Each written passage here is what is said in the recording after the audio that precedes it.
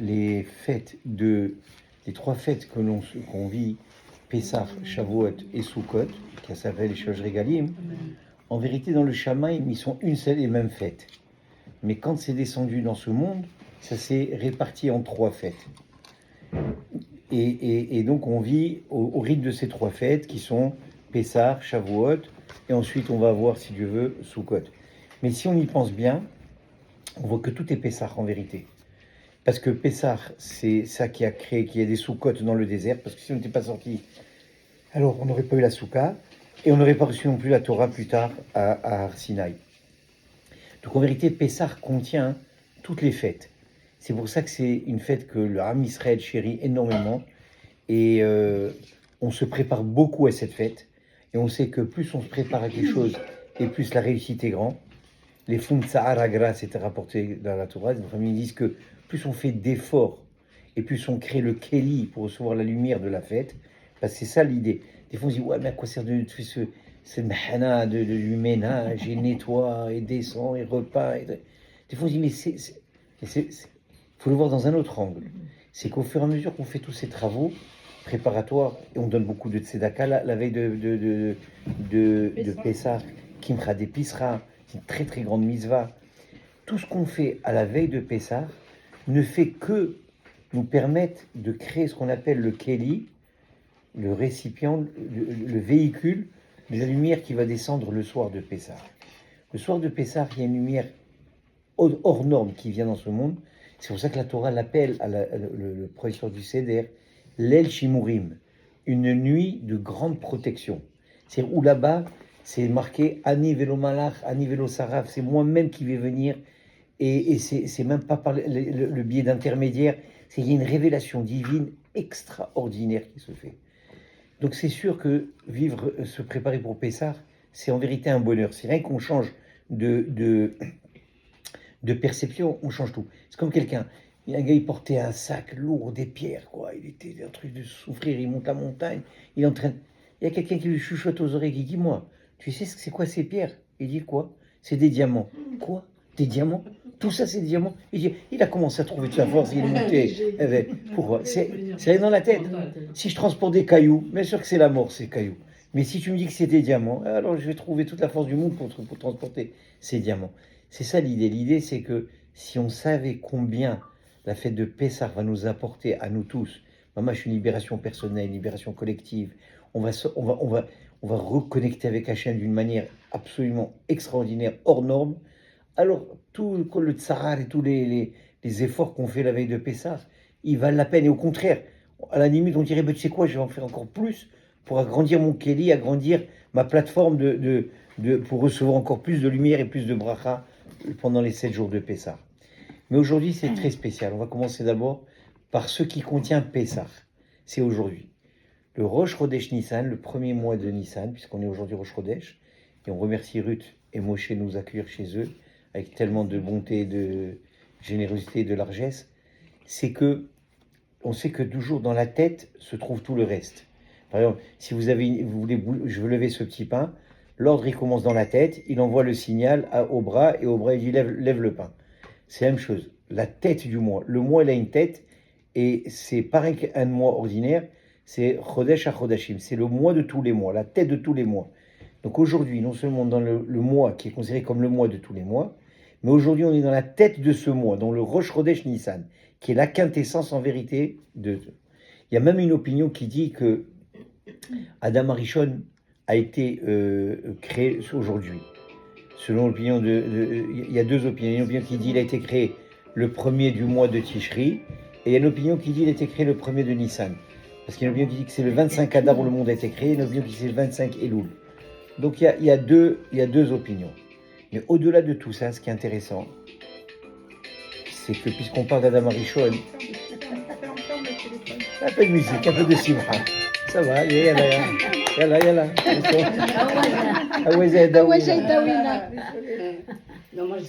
Alors, et donc, l'idée, c'est qu'aujourd'hui, Rosh Chodesh Nissan, c'est pas juste le moins un Rosh Chodesh ordinaire, c'est un Rosh Chodesh extrêmement précieux, beaucoup plus précieux qu'on ne le pense. Je vais essayer de développer un peu avec vous. Et évidemment, après, on revient à Pessah, parce que aujourd'hui est contenu tout le mois de Nissan et toute la lumière qui va se, la libération de Nissan et tous les grands miracles de Nissan, etc. C'est quoi le Rosh Chodesh Nissan? Du point de vue historique, ça a marqué quelque chose de très important. Comme je vous l'ai dit, sur une opinion, c'est la création d'Adam Arishon, puisqu'il y a une opinion qui dit que c'est le 25 Adar que le monde a été créé, et le premier Nissan, Adam Arishon. Une autre opinion dit non, c'est le 25 Elul et le premier Tishri.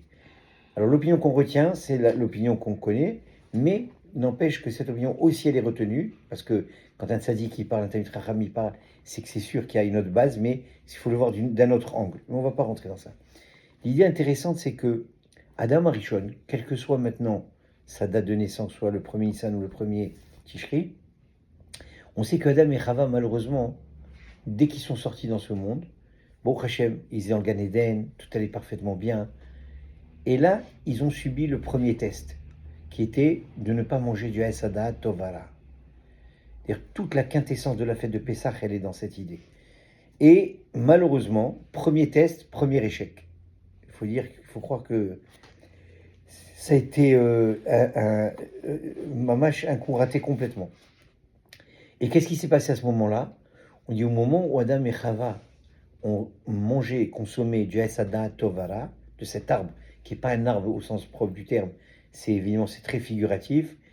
À ce moment-là, la Shekhinah est remontée de 7 niveaux.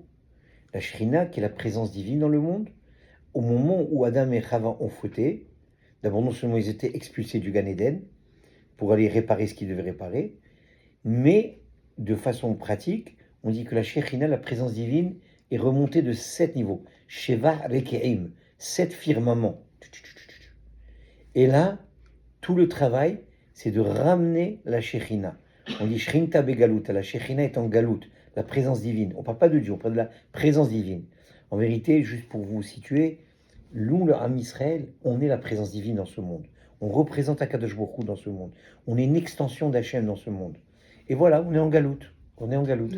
La Shekhinah est en Galoute. Le Ham Israël est en Galoute. Ham Israël est en Galoute. Et donc maintenant, tout le travail, c'est de ressortir de cet exil et revenir à notre source. Maintenant, qui c'est qui a commencé ce processus de réparation? C'est Avraham Avinu. Vous savez, il y a eu des tentatives. Il y a eu des tentatives de réparation. Depuis Adam Arishon, le premier qui a presque enclenché la réparation, il est passé juste à côté, c'est Noach. Noach, il a réussi à sauver ce qu'il a pu sauver à travers l'arche, mais malheureusement, dès qu'il est sorti de l'arche, il s'est enivré, il a bu, il a planté du vin, et on sait les effets de l'alcool. Ciao. Son fils a abusé de lui, l'autre est truc, enfin ça a été mais il était juste là, il était mamache, la main sur la poignée, comme on dit. Il pouvait rentrer et pas prétendre faire le tikkun olam. Qui c'est qui va démarrer le tikkun olam? Avraham Avinu. Alors, Avraham Avinu, qui vient aussi de 10 générations. Alors, de Adam à Noach, il y a 10 générations. À l'époque, les générations, c'est pas comme aujourd'hui, elles avaient 100 ans. Aujourd'hui, c'est une génération, c'est 25 ans. Oui. Alors, de Adam à Noach, il y a 1000 ans. 10 générations, fois 100 ans chacune, ça fait 1000 ans. De Noach à Abraham, il y a encore 10 générations. Ça fait encore 1000 ans.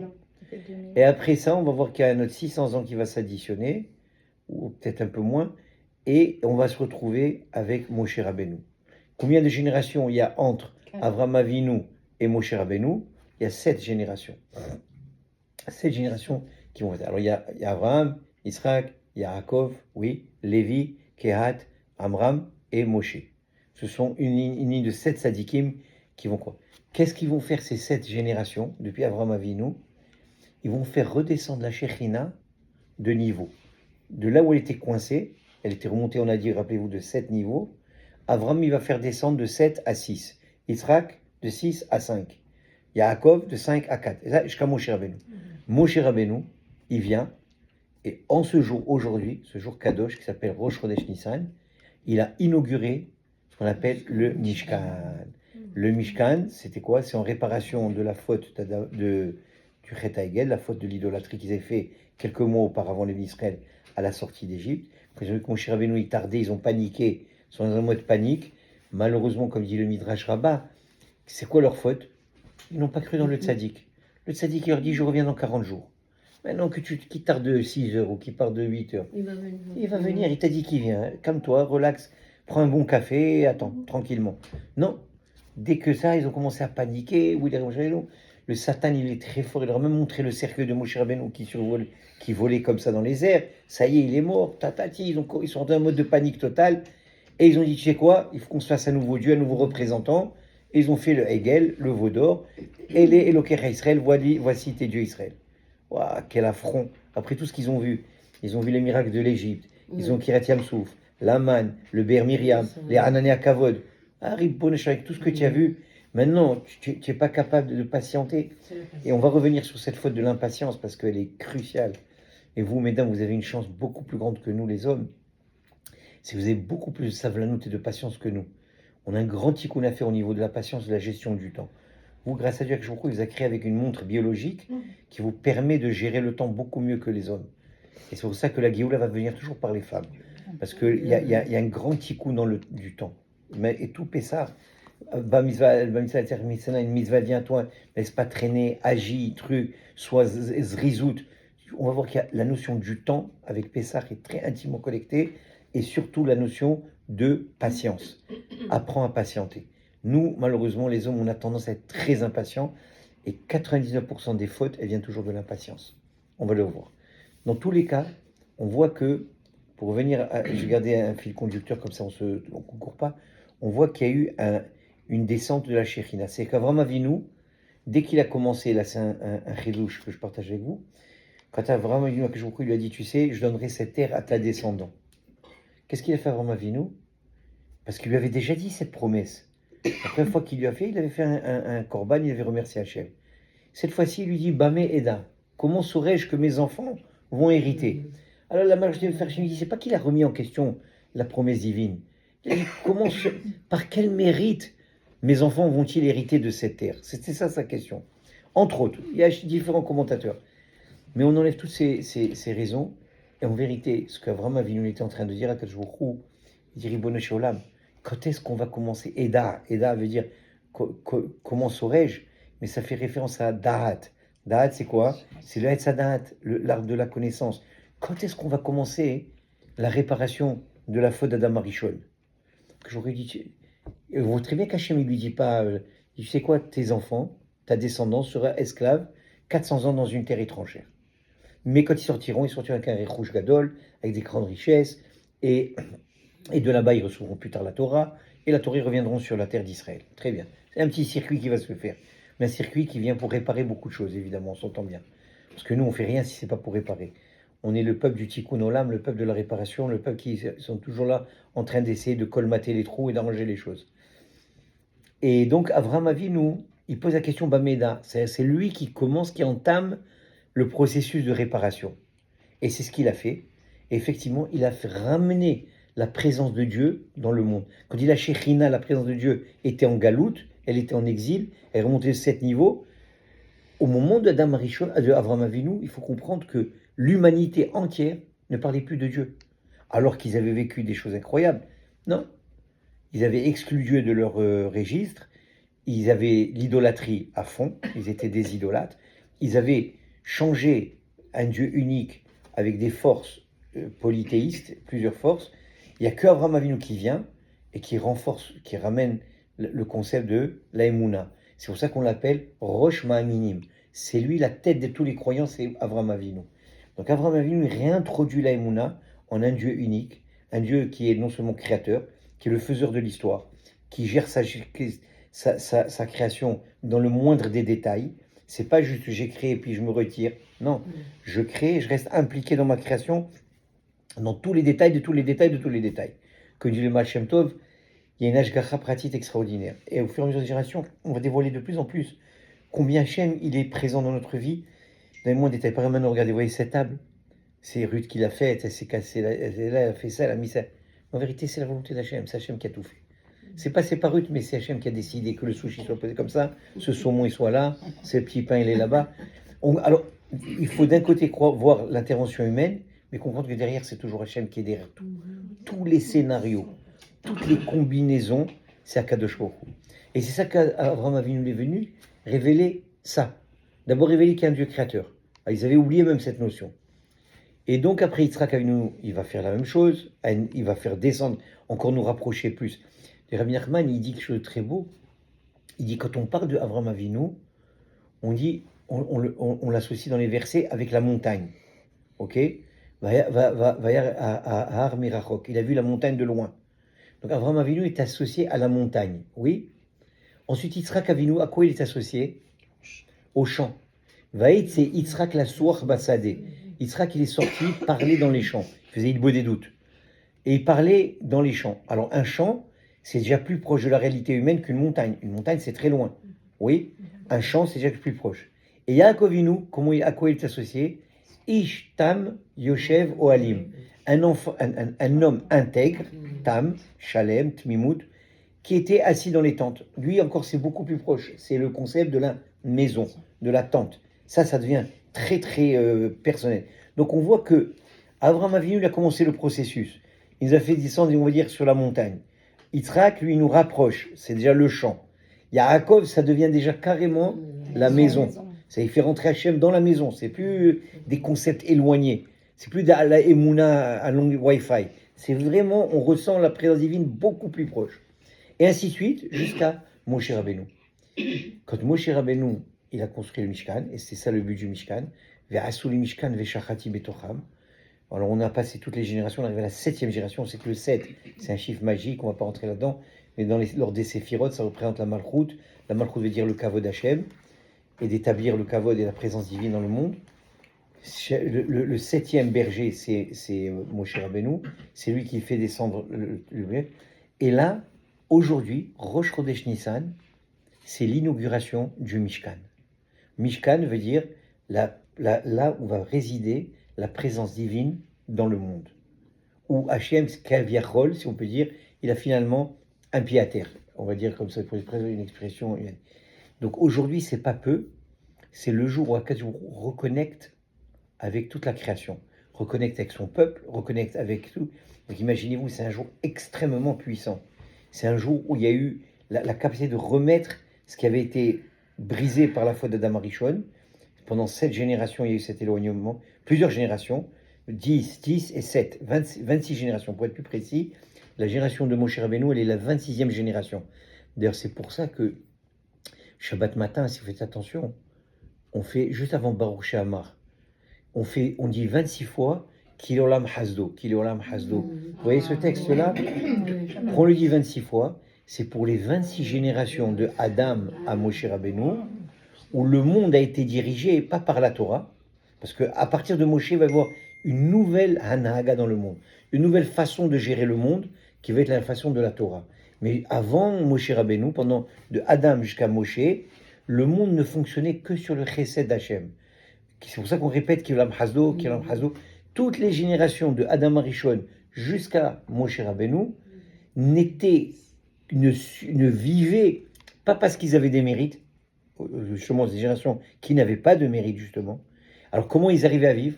Quelle a été leur source de vitalité? C'était les Olam Hasdo, c'était le Chesed Hachem, Chesed gratuit. Hachem, au-delà de toute logique, au-delà de toute loi, au-delà de toute mesure de justice, Hachem, il faisait vivre le monde sur un Chesed total. Maintenant, quand la Torah elle va être donnée, maintenant le monde il va être dirigé selon la Torah. C'est la Torah qui va devenir la nouvelle empreinte du monde. Mais attention, ce que nos Chachamim nous disent qui est très bien, c'est qu'il n'a jamais fermé la première voie, la voie du Chesed. C'est-à-dire que quand quelqu'un n'arrive pas à être à la hauteur de la Torah, et que malheureusement, pour mille raisons, il ne suit pas la Torah, alors Akadosh Baruch Hu, il a gardé la voie de sécurité, comment on appelle ça, sur l'autoroute, la voie de service. Voilà, merci. La voie de service, ça veut dire qu'Hachem Barach, il a pas l'autoroute, c'est la Torah aujourd'hui. Mais il y a toujours la voie de service. Si quelqu'un ne peut pas aller trop vite sur cette autoroute, alors il peut aller tranquillement, chouïa, il a la voie de service, et aussi il va y arriver. Il va tôt ou tard il finir par arriver.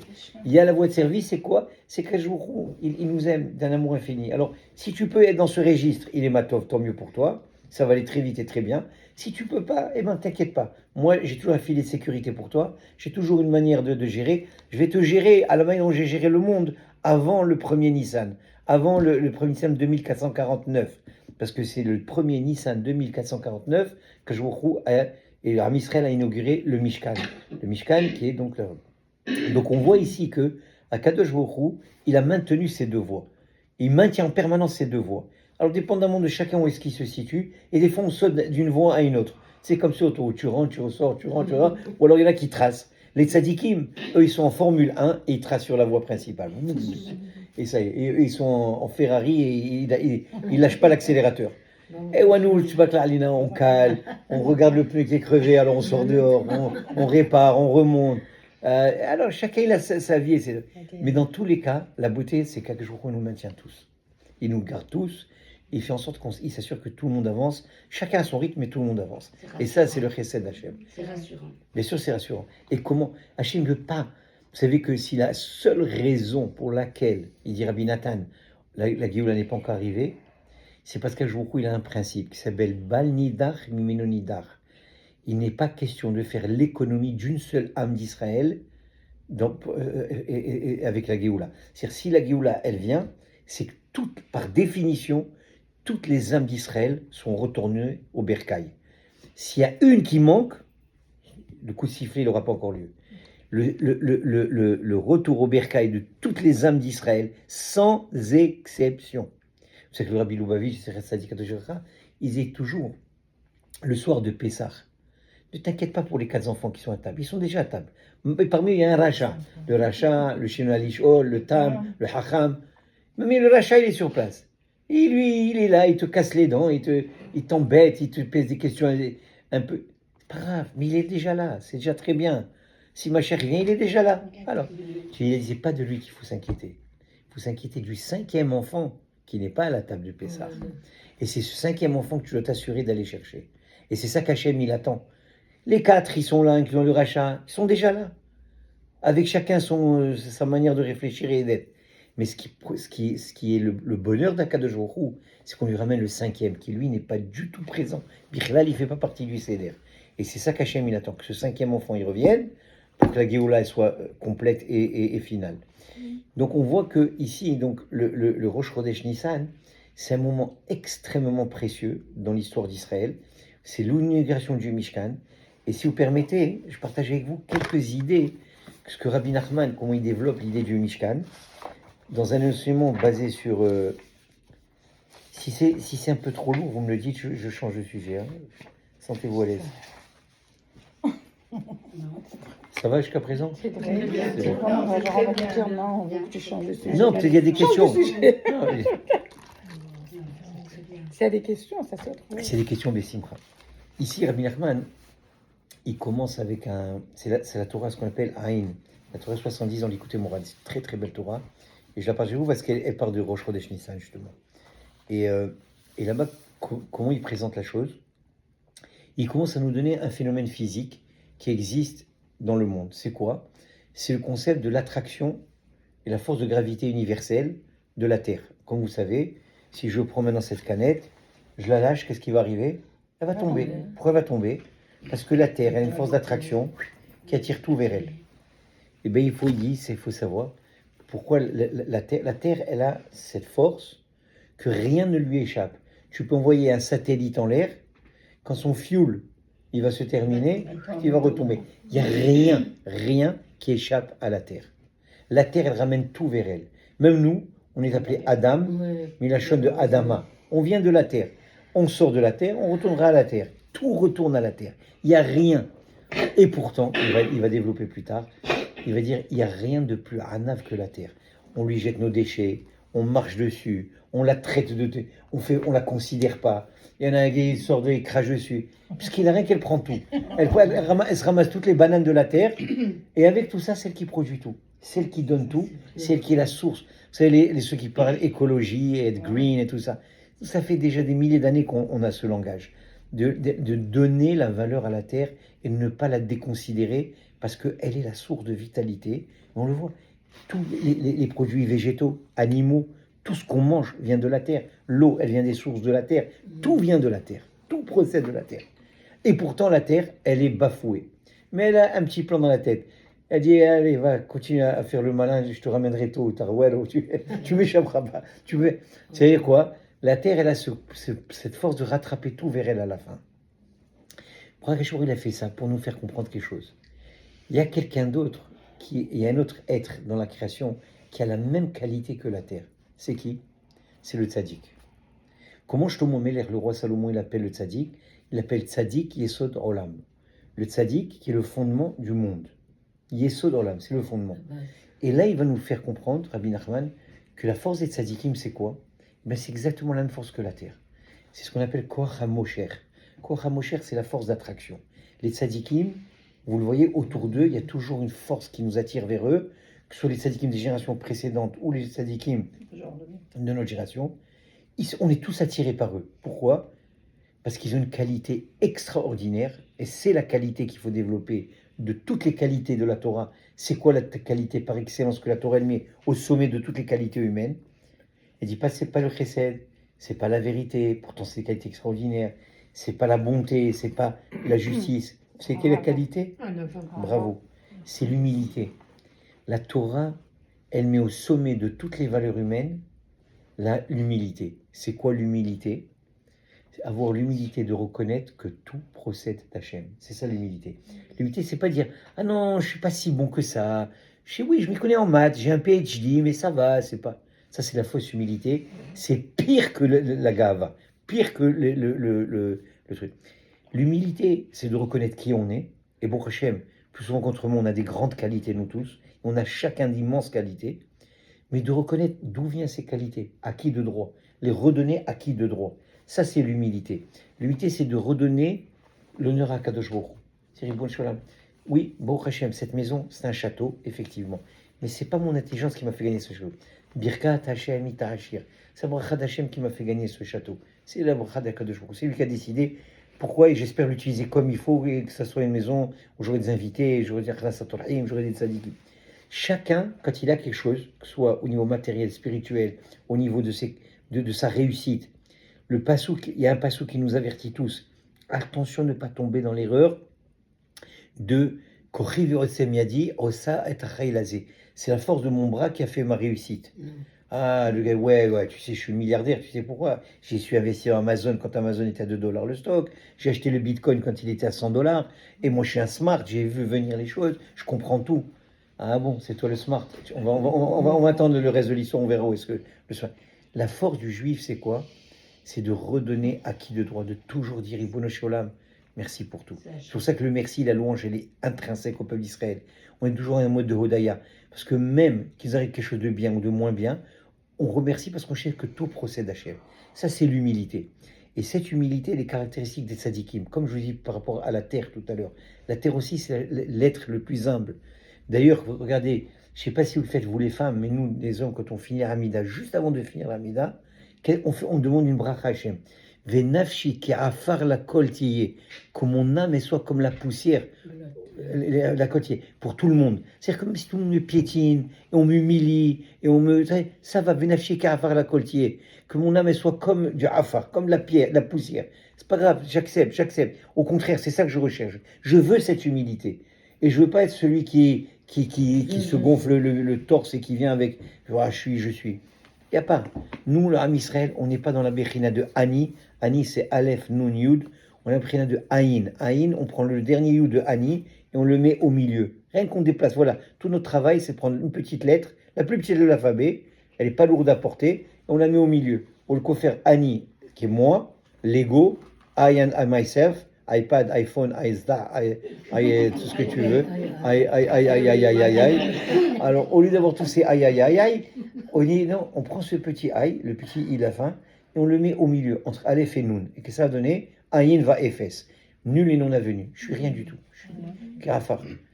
David Améler, il dit Aniketolat, je suis comme et Abraham Avinu, Karafar. Il est comme et Moshe Rabbeinu, qui est l'homme le plus humble de tous les hommes.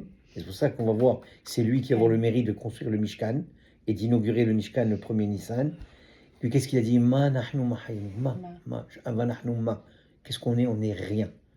Et justement, plus quelqu'un est chacham, plus quelqu'un est grand, et plus il va recevoir ce qu'on appelle le koach du ma, la force du ma. Regardez le mot chorma. Chorma qui veut dire la sagesse, c'est le koach ma, bravo. C'est la force du ma, c'est la capacité de comprendre qu'on n'est rien et qu'à la fin de la journée, tout procède d'Hachem, c'est lui le maître, il n'y a qu'une seule adresse. Il faut toujours regarder. C'est des fois là, il y a une dame, Hachem, que je lui donne la réfoua chez les mains, à Solange Gozlan. Tu sais, Solange, que je lui la réfoua chez les mains. Elle n'arrive pas à voilà, sur ta tombe. Ce matin, elle m'a envoyé un texte, je lui dis Solange, elle m'a envoyé celui-là, il a dit ça, le médecin, je lui oublie tout ça. Il n'y a qu'une seule adresse, c'est Boré Olam. Tout le reste, refait et rappeler, c'est Hachem qui donne au médecin les idées comment trouver la cure. Et s'il lui donne pas l'idée, eh ben, il y aura pas. C'est lui qui décide de tout. C'est un cas de jour. Et quand on a cette émouna pshuta, que tout procède d'Hachem, ça c'est la véritable humilité. Et c'est ça les vrais tzadikim.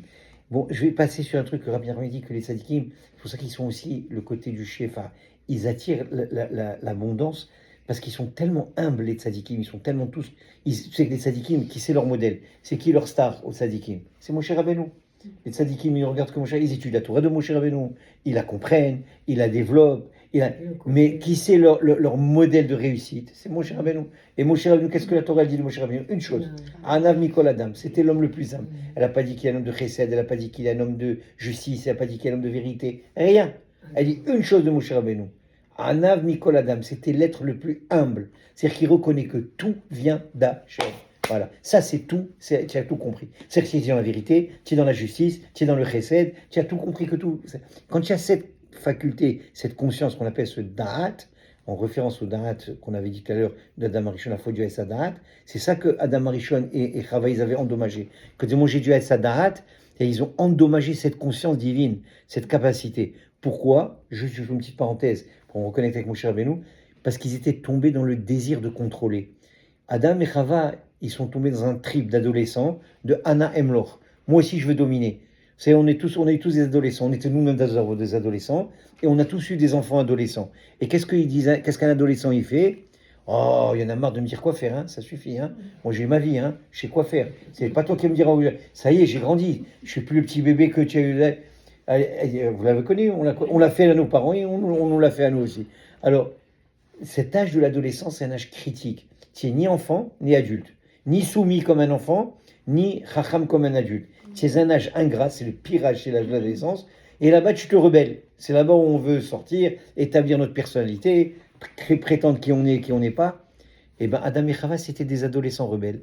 Et ce qu'ils ont fait, c'est qu'ils ont dit aussi, nous aussi, on veut dominer. Nous aussi, on veut connaître. Il n'y a pas que toi, Hachem. Quoi. Je dis, vous voulez faire l'expérience, il y a là. Sortez un peu du Gan Eden, allez prendre un peu d'air frais, faites un peu la découverte du monde, on se reparlera dans 6000 ans. 6000 ans de détour et de maturation à obtenir. Mais donc la faute là-bas, c'était une faute de gava, c'était une faute d'orgueil. Viens Moshe Rabbeinu, comment il va réparer cette faute? À travers l'humilité à son maximum. C'est pour ça que Moshe Rabbeinu devait être l'homme le plus hanav pour réparer la faute du manque de hanava de Adam et Chava. Donc avec cette raison. Maintenant, il dit, et là vous allez voir la grandeur de Moshe Rabbeinu, parce que c'est ça la force des tzadikim, et que ce soit Rabbi Nachman, que ce soit le Baal Shem Tov, que ce soit le Hari Akadosh, que ce soit Rabbi Shimon Bar Yochai, Rami Balanes, tous ces tzadikim qu'on vénère, ils ont tous, sans exception, cette qualité de Hanava. Ils ont tous cette. D'ailleurs, si vous entendez quelqu'un qui se pète les bretelles, sauvez-vous de lui, c'est pas un tzadik, c'est un faux. S'il commence à dire je, et moi, allez. On ramasse les bagages et on plie les bagages.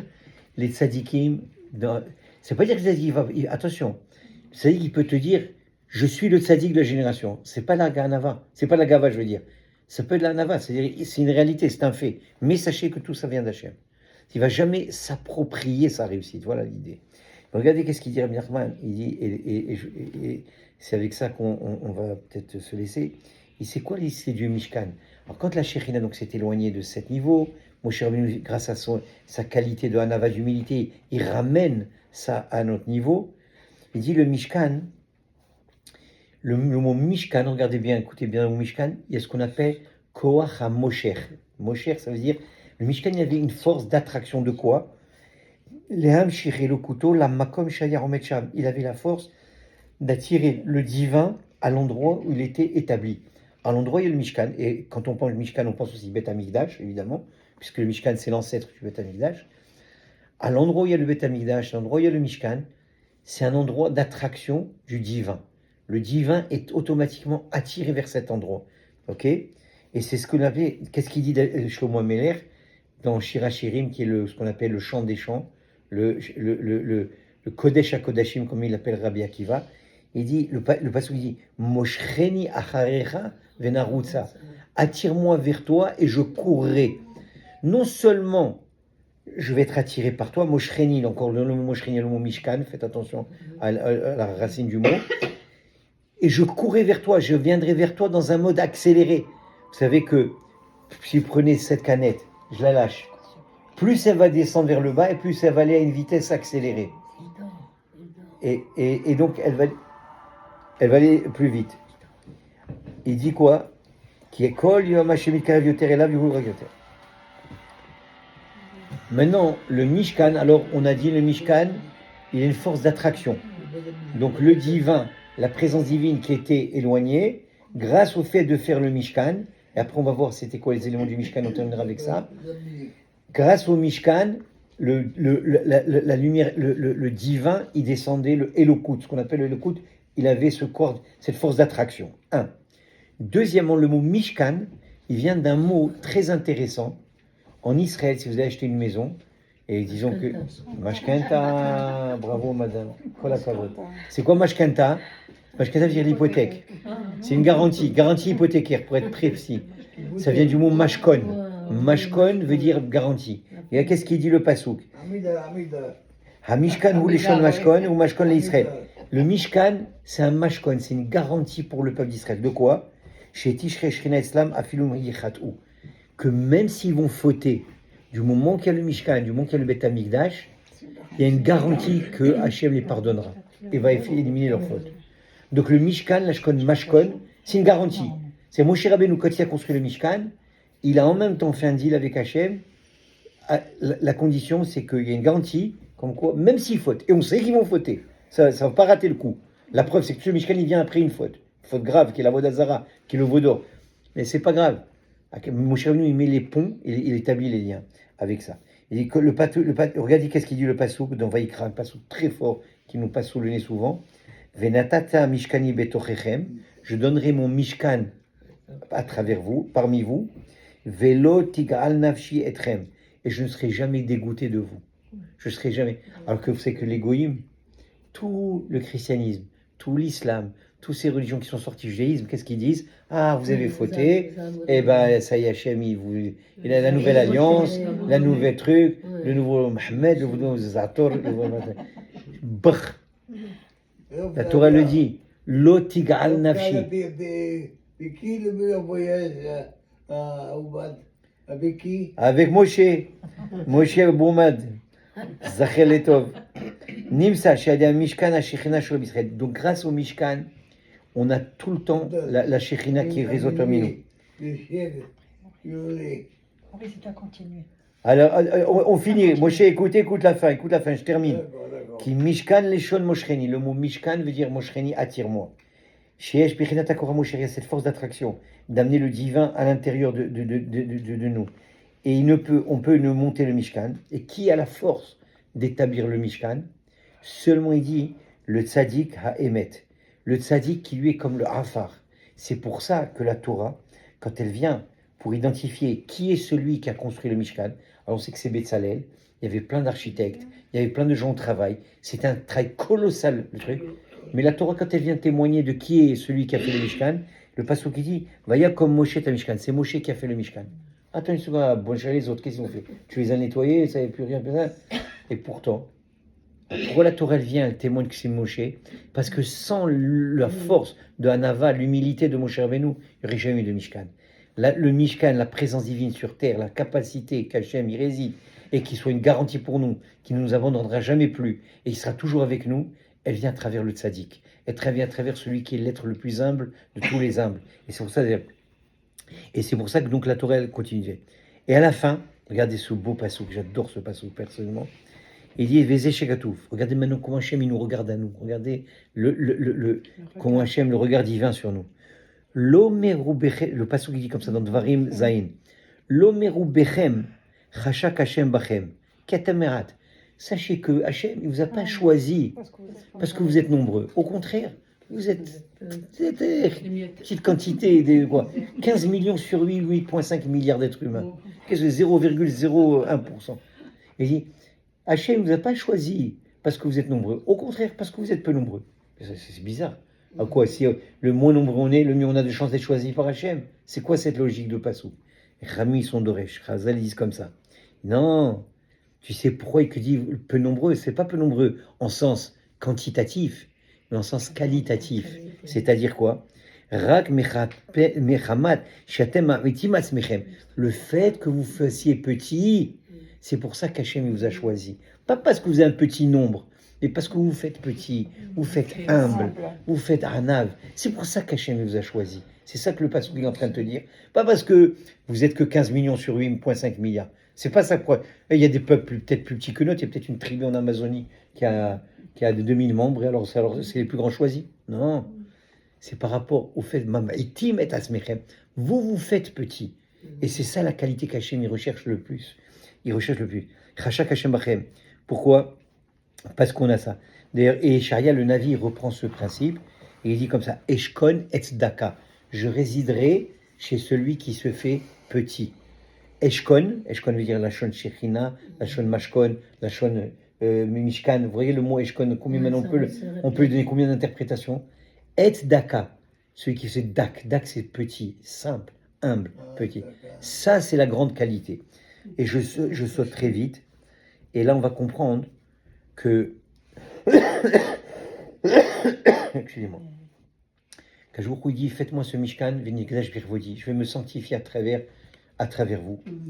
Et ce Yom Hashemini, où Moshe Rabbeinu, il a finalement établi le Mishkan, qui est aujourd'hui, 1er Nissan. Là, qu'est-ce qui s'est passé? Écoutez bien, vous allez apprendre quelque chose d'incroyable. Akadosh Baruch Hu, c'est marqué comme ça dans le Passouk. Le tzaddik, Moshe Rabbeinu, quand il a construit le Mishkan, il a appelé tout maintenant les Raché Aram, les têtes du peuple. Ok? Il les a appelés pour venir faire le Mishkan. D'ailleurs, aujourd'hui, on a commencé, ce qui était à la synagogue ce matin, on a fait les Nessim, les parachutes des Nessim. On a commencé par le Narsham Nadav, et après on va passer tous les jours avec un Nassi. Il y a 12 Nessim. Il dit, pourquoi? Il dit, ce Yom Hashemini, qui est le 8e jour, où finalement Moshe Rabbeinu a monté, démonté, finalement le 8e jour, c'est Rosh Chodesh Nissan, où le Mishkan a été monté. Kara Moshe le Aaron Banav ou Zeknaram. Moshe, il a appelé Aaron, son frère, Banav, ses enfants, et les Zikni Israël, et les anciens d'Israël. Pourquoi? Parce que c'est les têtes des tribus, du plus grand jusqu'au plus petit. Oui. Et quelle était l'idée de cet appel? Alors là, on va comprendre quelque chose. Ce que la Gemara dans Masechet Rosh Hashanah dit, il y a 4 Rosh Hashanah dans l'année. Nous, on pense qu'il y a un seul Rosh Hashanah, c'est Rosh Hashanah de Pratishri. Non. Il y a Rosh Hashanah la Ilanot, le Rosh Hashanah qui est le Tovishvat.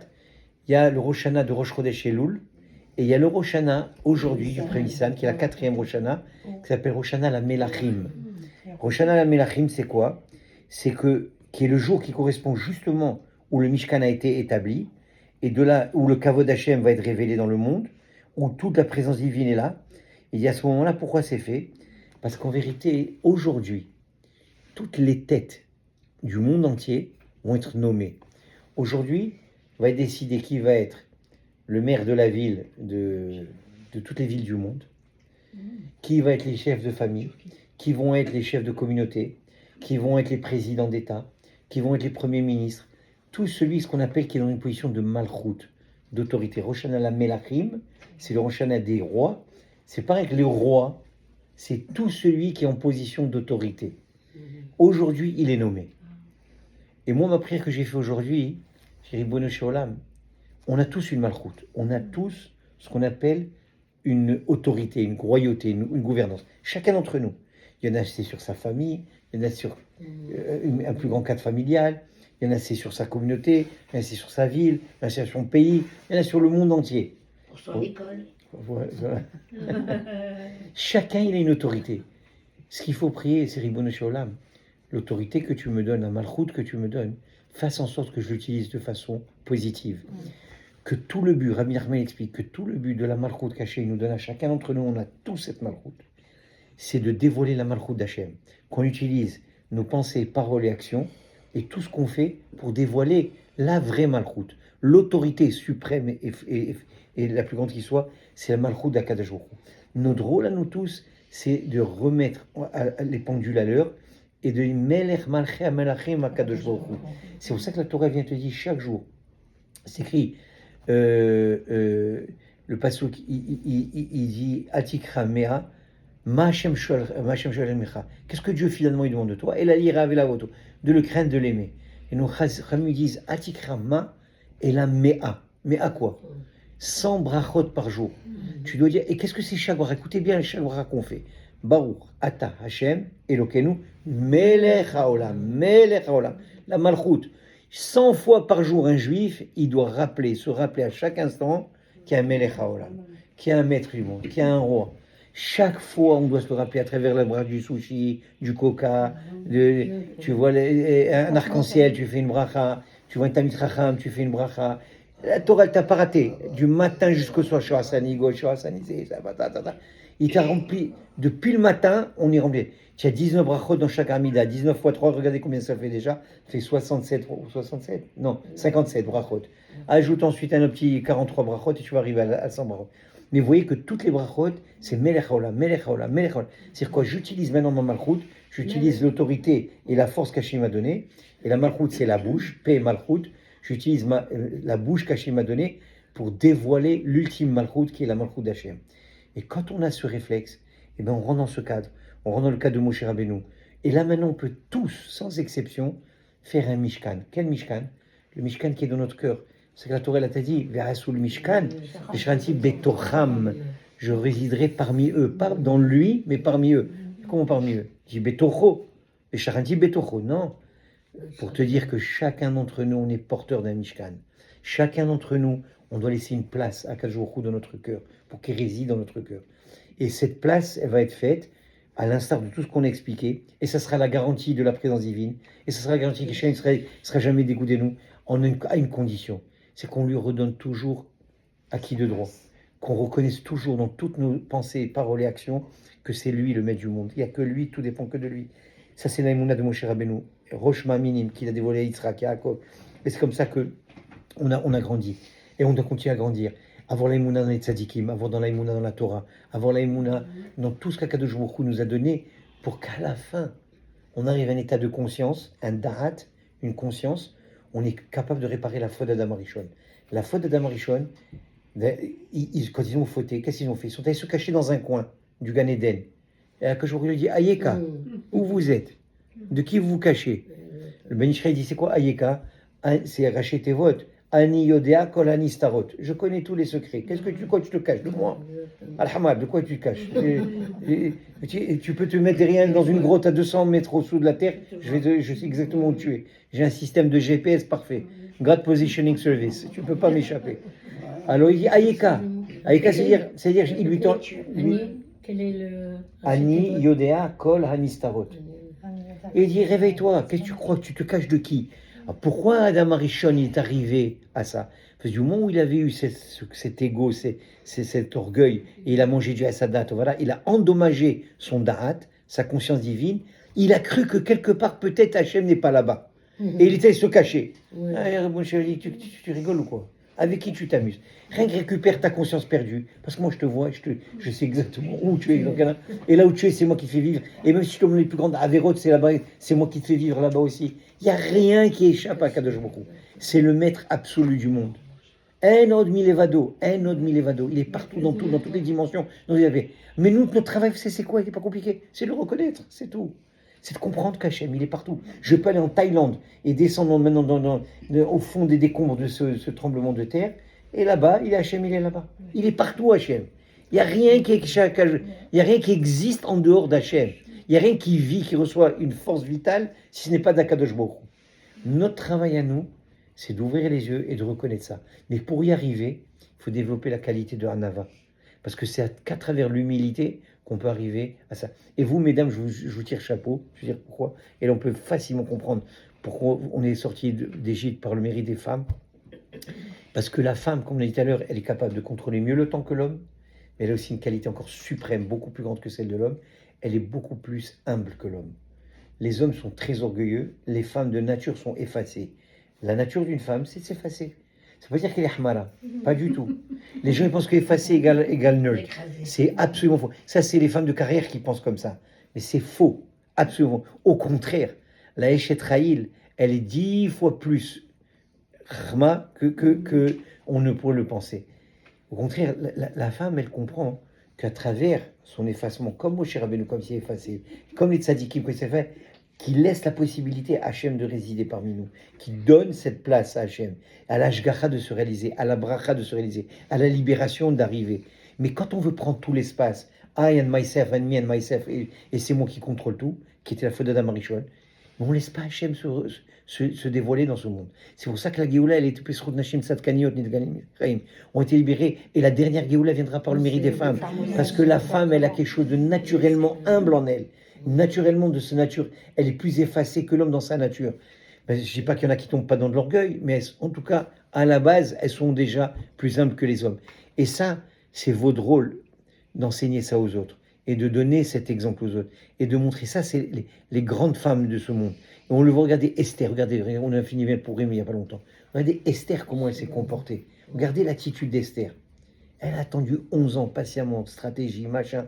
Et à un moment donné, quand elle commençait à faiblir un peu, il vient et lui dit, Mordechai, dis attention, si c'est pas par toi, ça passera. Il y aura un choix. Tu choisis d'être l'acteur principal, il est matov, tu auras le chèque de paye à la fin. Tu fais pas. Bien sûr que même les femmes ont besoin de cette assurance, de cette inspiration du tzaddik, d'être attachées au tzaddikim qui nous rappelait tout le temps quel est notre rôle et quel est... Donc regardez comment elle s'est effacée. Elle a donné sa vie pour le Ham Israël. Tu ne peux pas avoir une plus grande forme d'effacement que cela. Elle s'est sacrifiée pour le peuple d'Israël et pour se amener à la Tzara. Et de elle est né Darius, et Darius, c'est lui qui a donné l'ordre de reconstruire le Beth Amikdash, le deuxième Beth Amikdash. Donc c'est pas peu. Quand on voit comment les femmes d'Israël se comportent, on voit que toutes les géoulottes, elles sont toujours venues par les femmes. Toujours les choix viennent. Pourquoi? Parce qu'elles ont cette qualité intrinsèque. Et il faut cultiver cette qualité. Et il faut la maintenir. Maintenant, on va me dire, alors comment est-ce qu'on le fait pour cultiver comment on peut faire pour cultiver cette qualité? Et ça, c'est encore quelque chose que vous avez naturellement, vous allez comprendre pourquoi vous avez cette qualité. Parce que cette qualité, elle vient avec un travail. C'est quoi le travail? D'où vient cette qualité de Emouna? D'où on développe cette Emouna? D'où on développe cette humilité? Comme David Ameller, qui est la Malchut. David Ameller, c'est le Meller, par exemple, c'est le Meller, l'ancêtre du Meller HaMashiach. D'où vient tout ça? David Ameller, il a dit un mot. Moi, ce mot-là, il m'est gravé ici. Il a dit une phrase. Emanti ki adaber. J'ai la Emouna parce que j'ai parlé. Mais qu'elle parlait pas le placotage et la météo et la politique. Non.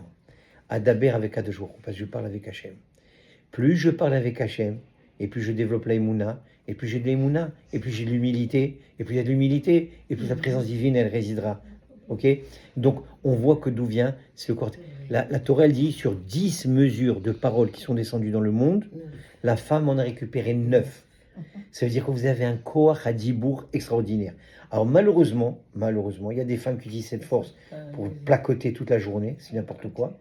Mais les Eshetraïl, les femmes sages d'Israël, qu'est-ce qu'elles font? Elles prennent cette force et elles l'utilisent pour parler avec Hachem, pour donner du chizouk aux autres femmes, pour aider les autres, pour parler que des choses de bonté, faire des télim, ça, c'est l'utilisation des 9 mesures de parole que la femme elle a reçues positivement. Et plus la femme elle parle avec Hachem, plus elle parle de Torah, plus elle parle d'encouragement, plus elle parle de chizouk à ses enfants, à sa famille, à ses êtres chers, et elle encourage et ça. Et plus qu'est-ce qu'elle fait? Elle développe la Emouna en elle. La Emouna, et c'est ça la fête de Pessah que ma sœur a mentionné. Pessah, une bouche qui parle, une bouche qui va te libérer. Cette bouche qui parle, contre qui? Contre Pera. Paro, c'est Pera, c'est la mauvaise bouche. Paro, c'est la mauvaise bouche. Nous, on vient avec Pessah, c'est les uns contre les autres. Alors, quand on développe la bouche qui parle, automatiquement, on sort et on se libère de Pera. Il faut se sauver de Pera, de Paro, et sortir et être libéré. Bezrat Hashem, on soit zoché de recevoir la... D'abord, ce makom, je peux le garantir, c'est un makom Ashrina, Bezrat Hashem, et qui est toujours la présence divine dans cette maison. Tu as un Moshe avec toi, ça y est, tu as Ruth, David Améler, Ruth, c'est l'ancêtre de David Améler, l'ancêtre de Mashiach. Voilà, alors Bezrat Hashem, on a toute l'équipe au complet, et si Dieu veut qu'il y ait toujours de quoi vous réjouir et vous renforcer, et qu'il sorte de ce, si Dieu veut, et qu'il traverse la rue, qu'il aille à la synagogue, et qu'il participe à tous les minyanim, et qu'on ait que des bonnes choses, Bezrat Hashem. Une petite question. Oui. Où est le Mishkan? On a un tube à Non, le Mishkan, quand on l'a emmené en Israël, on l'a emmené à Shiloh, Shiloh, oui. Mishkan Shiloh. Shiloh n'est pas ça. Hein? Non, c'est pas loin, c'est pas. Pas loin.